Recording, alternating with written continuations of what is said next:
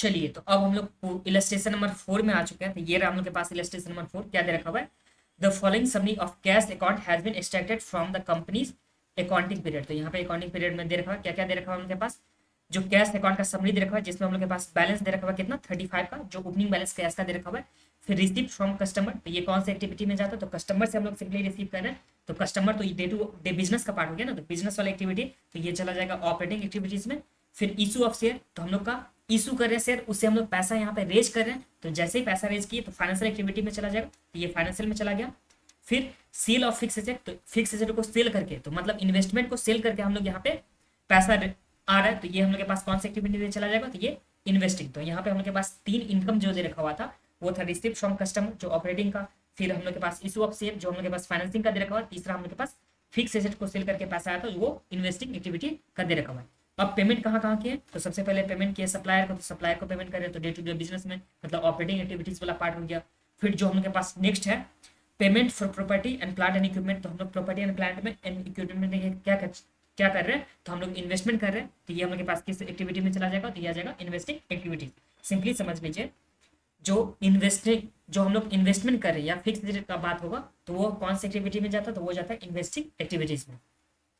फिर ओवरहेड के बदले पेमेंट करें, मतलब एक्सपेंस जो नॉर्मल जो एक्सपेंस होता है उसके बदले पेमेंट करें, तो ये कौन से में जाएगा? तो ये जाएगा ऑपरेटिंग में। फिर वेजेज एंड सैलरी का, तो ये भी नॉर्मल एक्टिविटीज हो गया, बिजनेस एक्टिविटी, तो ये कौन से में जाएगा? तो ऑपरेटिंग एक्टिविटीज में। फिर टैक्स भी तो हम लोग नॉर्मल में पेमेंट करते हैं ना। फिर डिविडेंड का पेमेंट हम लोग करें, तो डिविडेंड जो हम लोग यहाँ पे इशू किए होते हैं शेयर को, उसके बदले हम लोग पेमेंट करें डिविडेंड का, तो डिविडेंड तो ये तो फाइनेंस वाले पार्ट में चला गया ना, तो ये चला जाएगा फाइनेंसिंग एक्टिविटीज में। फिर रिपेमेंट ऑफ बैंक लोन, तो बैंक लोन लिए होंगे, मतलब फाइनेंस हम लोग लिए, फाइनेंस से रिलेटेड हो गया ना, तो फाइनेंस से जैसे ही रिलेटेड हो गया, तो ये हम लोग के पास कौन से में चला जाएगा? तो ये चला जाएगा फाइनेंसिंग एक्टिविटीज में। और हम लोग के पास ये दे रखा क्लोजिंग बैलेंस, तो ये हो गया। इससे क्या बोला कि prepare cash flow statement of this company hill limited, तो हिल लिमिटेड का हम लोग को कैश फ्लो स्टेटमेंट बनाना है for the year and 31 March 2022 in accordance with AS3, तो AS3 से हम लोग के पास AS3 के हिसाब से बनाना है। फिर the company does not have any cash equivalent, तो कंपनी के पास कुछ भी कैश इक्विवेलेंट भी नहीं है, तो इससे हम लोग को यहाँ पे बनाना है। अब ध्यान दीजिए, तीनों एक्टिविटी में अगर देखिए बैलेंस शीट में दिखाना चाहूंगा, ये तो हम लोग के पास सम्स हो गया, तो सम्स में तो कोई प्रॉब्लम नहीं होगा आप लोग को, सिंपली हम लोग सम्स रीड किए और कौन से एक्टिविटी में होगा वो मैंने आप लोग को समझा दिया था। अब ध्यान दीजिए, अगर बैलेंस शीट से देखेंगे तो हम लोग के पास कौन सा एक्टिविटी में जाता है, तो ये देख लीजिए। बैलेंस शीट में हम लोग के पास एक क्या होता है? फिक्स एसेट होता है। दूसरा हम लोग के पास क्या आ गया? Current asset. और इस साइड में हम लोग के पास जो आता है वो हम लोग के पास आ गया शेयर, जो भी शेयर या कैपिटल बोले। दूसरा जो हम लोग के पास आ गया, तो ये तो हम लोग के पास शेयर हो गया और कैपिटल हो गया जो भी। फिर जो दूसरा हम लोग के पास आ गया बोरोइंग आ गया, मतलब जिसमें हम लोग लोन को कंसीडर करते हैं। तीसरा हम लोग के पास जो आ गया मतलब लॉन्ग टर्म बोरोइंग। तीसरा जो हम लोग के पास आता है current asset, sorry current liability आता है। तो ये हम लोग के पास बैलेंस शीट आता है ना। अब इस बैलेंस शीट में कौन सा किसके पार्ट होता है? तो देखिए, जो हम लोग के पास ये वाला पार्ट हो गया, लोन हो गया या शेयर कैपिटल हो गया, ये सब जो भी डिवेंचर हो गया, ये जो हम लोग के पास आ गया वो फाइनेंस से रिलेटेड, कहाँ से रिलेटेड आ जाता है? ये आ जाता है फाइनेंस से रिलेटेड। तो इससे रिलेटेड जो भी इनकम होगा या एक्सपेंस होगा, वो सारा का सारा कौन सा एक्टिविटी में जाएगा? तो ये जाएगा फाइनेंसिंग एक्टिविटीज में। जो फिक्स एसेट का पार्ट हो गया, फिक्स एसेट में इन्वेस्टमेंट भी यहाँ पे इंक्लूड होता है, तो ये जो पार्ट हो गया ये हम लोग के पास कौन से एक्टिविटी में जाएगा? तो ये जाएगा इन्वेस्टिंग एक्टिविटीज में। और जो भी हम लोग के पास करंट एसेट करंट लायबिलिटी का पार्ट हो गया, ये कौन से में जाता है? तो ये जाता है ऑपरेटिंग एक्टिविटीज में। तो इस तरह से भी यहाँ पे कंसीडर हम लोग कर सकते हैं ये वाला पार्ट।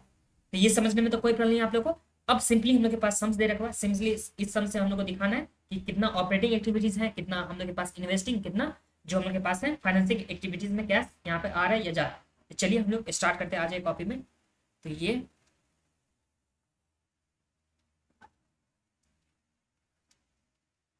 एक एक करके हम लोग आइटम यहाँ पे स्टार्ट करते हैं। ये रहा हम लोग के पास इलस्ट्रेशन नंबर कौन सा था?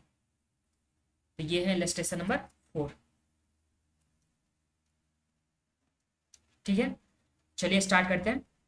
Cash flow from operating activities, तो cash flow from operating activities में क्या क्या आएगा यहाँ पे? तो सबसे पहले जो हम लोग के पास था रिसीप्ट फ्रॉम कस्टमर,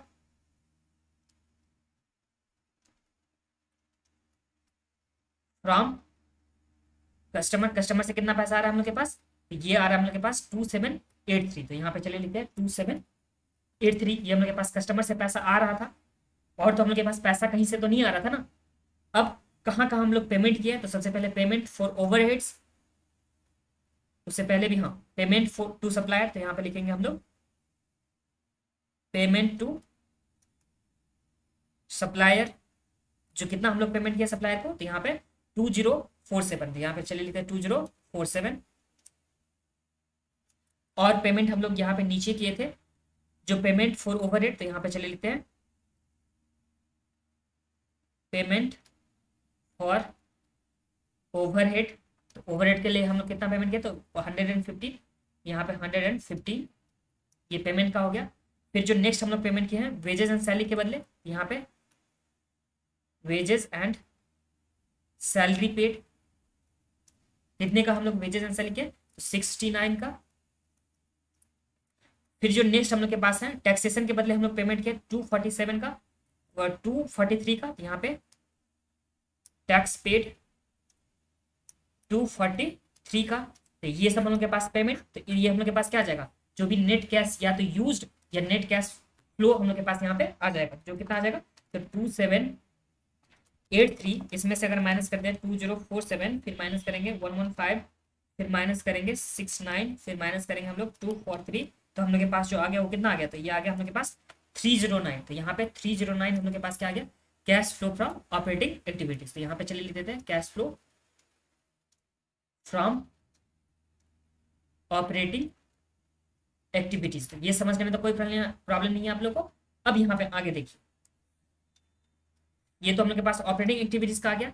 अब बाकी हम लोग के पास इन्वेस्टिंग है और क्या है, तो यहाँ पे फाइनेंसिंग एक्टिविटीज दे रखा हुआ है, तो ये हम लोग के पास आ जाएगा cash flow from investing activities. तो इन्वेस्टिंग एक्टिविटीज में हम लोग के पास क्या क्या दे रखा हुआ है, तो देखिए सबसे पहले हम लोग के पास आया था सेल ऑफ फिक्स एसेट का, तो यहाँ पे चले लिखते हैं proceeds from sale of fix asset. तो फिक्स एसेट से हम लोग के पास कितना पैसा आया है, तो यहाँ पे फिक्स एसेट से हम लोग के पास जो पैसा आया है ये आया है 128 का। तो यहाँ पे चले लेते हैं 128 जो हम लोग के पास फिक्स एसेट से पैसा आया है। और कहाँ कहाँ से पैसा हम लोग यहाँ पे इन्वेस्टिंग एक्टिविटीज में, तो हम लोग परचेज की है क्या चीज, तो प्रॉपर्टी प्लांट एंड इक्विपमेंट। तो यहाँ पे लिखेंगे परचेज ऑफ या acquisition of property plant and equipment, जिसमें हम लोग कितना से यहाँ पे का परचेज किया, तो 230 का। तो यहाँ पे चलिए लिखते हैं 230। और तो हम लोग के पास इन्वेस्टिंग से रिलेटेड कुछ भी नहीं दे रखा होता ना, अगर इसे माइनस करेंगे तो हम लोग के पास कितना आ जाएगा, तो ये आ जाएगा 128 माइनस 230, तो हम लोग के पास आ गया 102 का। यहाँ पे हम लोग यूज कर चुके हैं किसमें, तो यहाँ पे इन्वेस्टिंग एक्टिविटीज में। यहाँ पे चलिए लिखते हैं net cash used in investing activities, जो हम लोग 102 का यहाँ पे यूज कर चुके हैं नेट कैश यूज्ड। फिर यहाँ पे लिखे नेक्स्ट वाला हम लोग के पास क्या आ जाएगा, cash flow from financing activities. तो cash flow from financing activities में हम लोग के पास क्या क्या आ जाएगा, तो यहाँ पे देखिए सबसे पहले इनकम में क्या था, तो ये था इशू ऑफ शेयर्स। तो यहाँ पे चलिए लिखे proceeds from issue of share. तो यहाँ पे शेयर को इशू करके हम लोग कितना पैसा मंगाए थे, तो 300 हम लोग के पास आया था शेयर को इशू करके। और एक्सपेंसेस में हम लोग के पास क्या क्या था, तो एक्सपेंसेस में हम लोग के पास था डिविडेंड 80 का पेमेंट हम लोग किए थे और बैंक लोन 250 का। तो यहाँ पे लिखेंगे पेमेंट ऑफ डिविडेंड, जो हम लोग के पास था कितने का, 80 का। और दूसरा जो था हम लोग के पास रीपेमेंट ऑफ बैंक लोन, तो यहाँ पे रीपेमेंट ऑफ बैंक लोन, जो हम लोग के पास कितने का दे रखा था, तो यहाँ पे दे रखा है 250 का। 250 का हम लोग बैंक लोन का पेमेंट किए, तो हम लोग के पास जो आ जाएगा, जो इसमें नेट कैश यूज्ड हम लोग के पास कितना आ जाएगा, तो यहाँ पे 300 माइनस 80 माइनस 250, तो हम लोग के पास आ गया 30 का नेट कैश यूज्ड। तो यहाँ पे नेट कैश यूज्ड मतलब हम लोग यहाँ पे एक्सपेंड कर चुके हैं एक्स्ट्रा, जो 30 का net cash used in financing activities. तो हम लोग के पास कितना आ गया, 30 आ गया। अब ये तो हम लोग के पास आ गया। अगर टोटल कैश फ्लो देखेंगे तो हम लोग तीनों जो हम लोग के पास ऑपरेटिंग का दे रखा हुआ था, इन्वेस्टिंग का दे रखा हुआ था, फाइनेंशियल, तीनों को हम लोग ऐड कर देंगे। तो यहाँ पे लिखेंगे नेट कैश फ्लो, जिसमें हम लोग ऑपरेटिंग वाले को ऐड करेंगे, इन्वेस्टिंग वाले को ऐड करेंगे और यहाँ पे फाइनेंशियल एक्टिविटी तीनों को ऐड करेंगे, तो हम लोग के पास कितना आ जाएगा। तो इसमें था हम लोग के पास 309 जो कैश का फ्लो हो रहा था, फिर 102 को यूज किए तो -102, और यहाँ पे यूज किए हैं 30 का, तो ये -30 करेंगे तो हम लोग के पास कितना आ जाएगा। तो ये आ जाएगा 177 हम लोग के पास क्या आ गया। तो ये 177 नेट कैश फ्लो आ गया। इसमें हम लोग ओपनिंग कैश को ऐड करेंगे, तो ओपनिंग कैश हम लोग के पास सम्स में कितना दे रखा है, तो ओपनिंग कैश दे रखा है कितना 35, तो 35 को अगर हम लोग यहाँ पे ऐड कर देंगे तो हम लोग के पास क्या आ जाएगा। तो ये आ जाएगा हम लोग के पास क्लोजिंग कैश। ये तो सिंपल है ना, जो भी हम लोग के पास फ्लो हो रहा था उसमें हम लोग ओपनिंग वाले को ऐड कर दे तो हम लोग के पास क्लोजिंग आ जाएगा। यहाँ पे 177 + 35 करेंगे तो ये आ गया 212, जो हम लोग के पास यहाँ पे क्लोजिंग कैश आ गया, और सम्स में भी हम लोग के पास क्लोजिंग कितना आ जाएगा, तो ये आ जाएगा 212।